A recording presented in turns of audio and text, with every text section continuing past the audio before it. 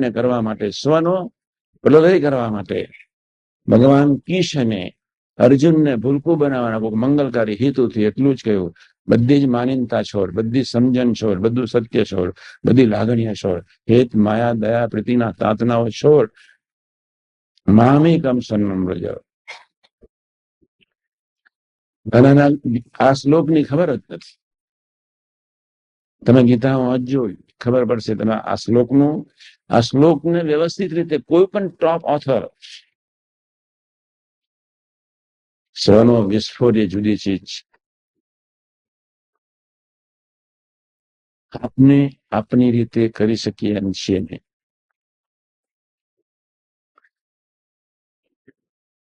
અને આપણને ઉતાવળ છે. પ્રશ્ન આટલો છે બસ.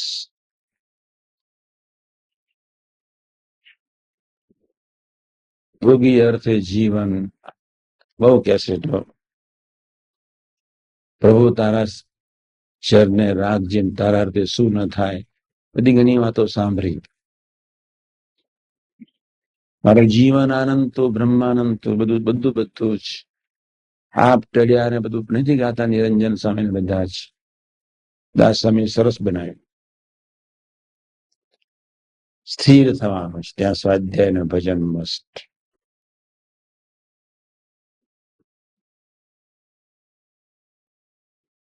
ભગવાન સ્વામિનારાયણે વચનામૃતમાં એક શરત સરસ મૂકી દીધી છે.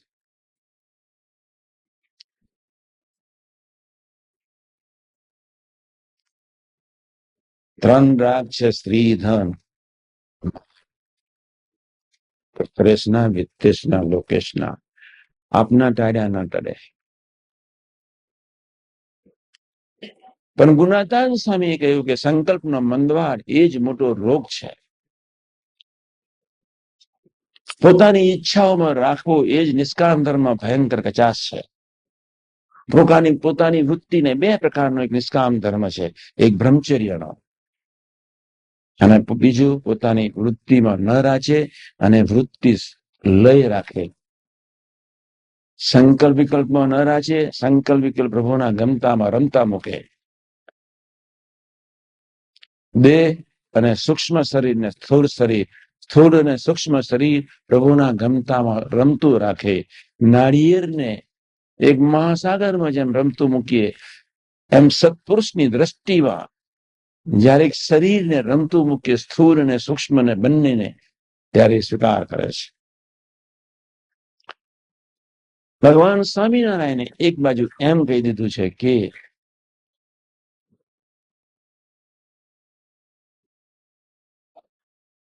આ દરબારગઢમાં નિષ્કામ ધર્મ સહજ છે, એટલે અમને રહેવાનું મન થયું છે.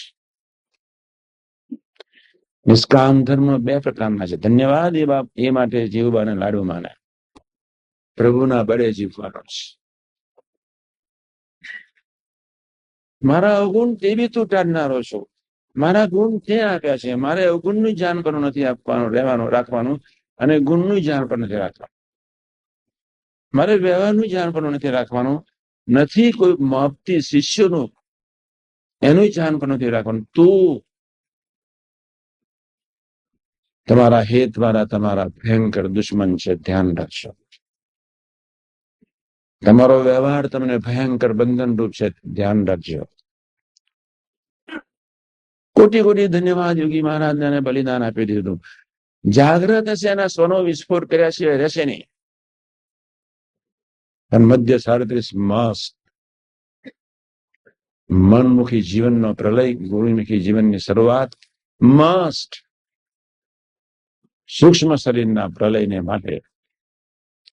આજે સમજો કે કાલે 100 વર્ષ કે કરોડ.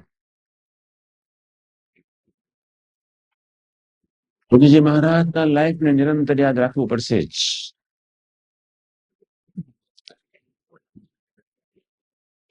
વિજ્ઞાન સ્વામીજીને કેવી નિર્દયતા અને યોગીજી મહારાજનો કેવો સહજ સ્વીકાર. વગર વાંકે કોઈ વાંક નહોતો. એક ખૂબ સરળ હતા. બે નો શબ્દ નહોતો. ત્રણ અને વિજ્ઞાન સાયના મનમાં એમ કે આ જોગીને હું સત્પાત્ર બનાવું. એક અભિનિવેશ હતો. એ મૂર્ખ બી નહોતા. રીત રૂઢ હતી. બસ જે રીતને એમને સ્વીકારીએ રીત બરોબર નથી. અને થ્રુઆઉટ લાઈફ એવું જીવન જીવ્યા. પોતાના ગુરુ શાસ્ત્રીજી મહારાજ તરફ જોઈને હસ્યા એટલા એમાં ગરમ થઈ ગયા. સાગાદાના પ્રસંગની કોને ખબર નથી. બધા ઘણા પ્રસંગોની તમને ખબર છે. ખાલી સ્વાધ્યાય કરવાની ખૂબ જરૂર છે અને સ્વાધ્યાય કરીને ભજન કરવાની ખૂબ જરૂર છે. યોગી મહારાજનું જીવન એટલું જ કે છે, વસ્તુ તારે લઈને હું. યોગી મહારાજનું જીવન એટલું જ કે છે, કોઈ આકાર નથી મારા માટે, કોઈ મારા માટે આધાર નથી, મારા માટે કોઈ આનંદ નથી. એક તું આનંદ છે, એક તું આધાર છે, એક તું આકાર છે. શાસ્ત્રીજી મહારાજને રાજી થઈ જવું પડ્યું. બસ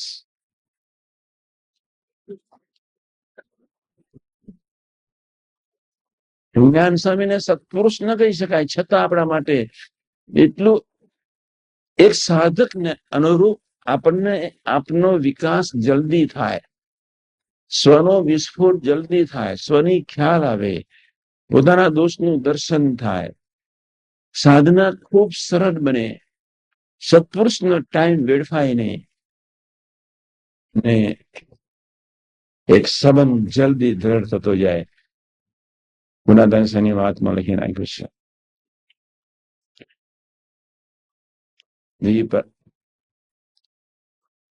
કલ્પ સુધી ગોપાલ સેન મુક્તાન સ્વામી જેવા સાધુનો સમાગમ કરીએ તારા વાત સમજાય. મહારાજે મધ્યના સારથ્યમાં કહી નાખ્યું, ખરેખર વાત ન સમજવી છે, સંબંધ કરવો છે, 3 લીટી યાદ રાખજો બસ. વિજ્ઞાન સ્વામી માટે એટલી જ પ્રીતિ, વિજ્ઞાન સ્વામીમાં એટલો જ વિશ્વાસ, વિજ્ઞાન સ્વામીને એટલો જ અધિકાર. હસતા જ જાય. એક રમકડાની જેમ બોટાદની તમને બધાને ખબર છે. નિર્ગુણ સ્વામી કે જોગી અહીં બેસ નહીં, વિજ્ઞાન સ્વામી કે અરે શાસ્ત્રી મહારાજ કે યોગી અહીં બેસો. નિર્ગુણ સ્વામી કે અહીંયા ઉભો રહે, વિજ્ઞાન સ્વામી કે અહીંયા. આમ જાય. કેટલું સરસ, કેવું અદ્ભુત દર્શન કરાયું. સાદો પસંદ નથી આ. સૌનાય થઈને વર્ત્યા છતાં શાસ્ત્રીજી મહારાજ ના રહ્યા. યોગી મહારાજનું લાઈફ દુનિયાના કોઈ સામાન્ય સાધકના ભેજામાં બેસે એવું નથી.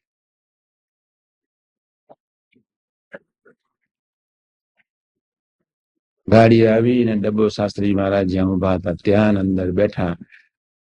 જે અંદર જઈને ખૂબ હસ્યા. અસ્તો ભારે લીલા થઈ ગઈ. બસ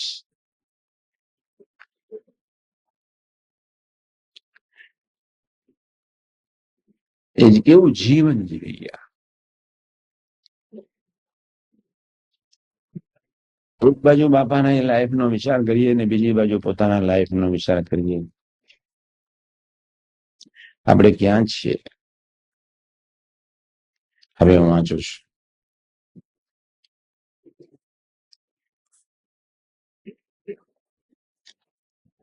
અભ્ય અનુસાર તો તમે બધાએ મોડે કરી દીધું હશે જ.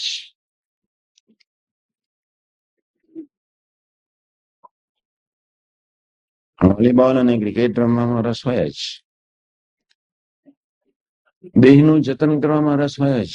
મનનું જતન કરવામાં રસ હોય જ.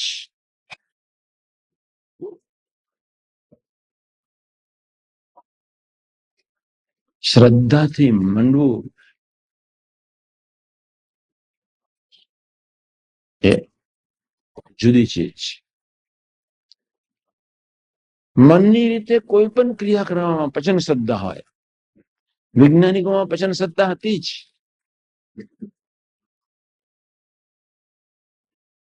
છેવટે આઈન્સ્ટાઈનને શોધી કાઢ્યું. અણુમાં પ્રકાશ છે. He is the first man.